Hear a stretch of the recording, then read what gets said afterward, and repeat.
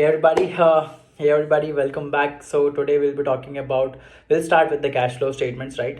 So you have to note that the cash flow statements are basically for a particular period. They tell you how much cash is coming in, which is the inflow, and how much cash is going out, that is the outflow, right?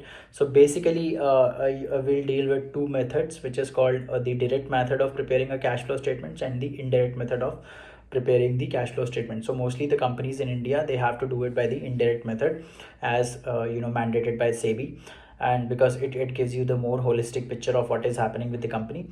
And so cash flow statements are essential, because they give you they help auditors basically to get an overview of where has the cash come from and where is it going out, right? So they give you a holistic picture of what the company is performing, and where the cash is flowing, right? So now there are three type of cash flows. One is cash flow from operations, one is cash flow from investing, and another one is cash flow from financing. So every cash flow statement, it has these three headers: cash flow from operations, from investing, from financing. So there are certain activities which are categorized in these three, right? So everything which is related to day to day operations of the company, that comes under the cash flow from operations, right? So now whether it is inflow or it is outflow. So when it is inflow, it is denoted by plus. Let's say I'm getting 20 rupees as an inflow, so I'll write 20 against the header.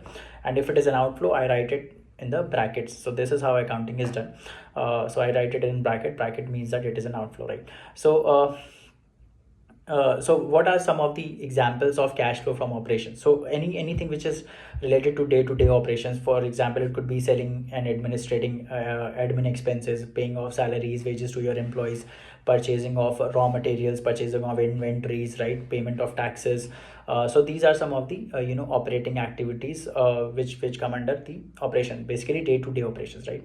Another is the cash flow from investing. So let me do one thing. Let me make another video on cash flow from investing and financing activities, because then it would get a little longer, right? So I'll see you in the next one. Please subscribe to our channel. Bye bye, take care, have a very nice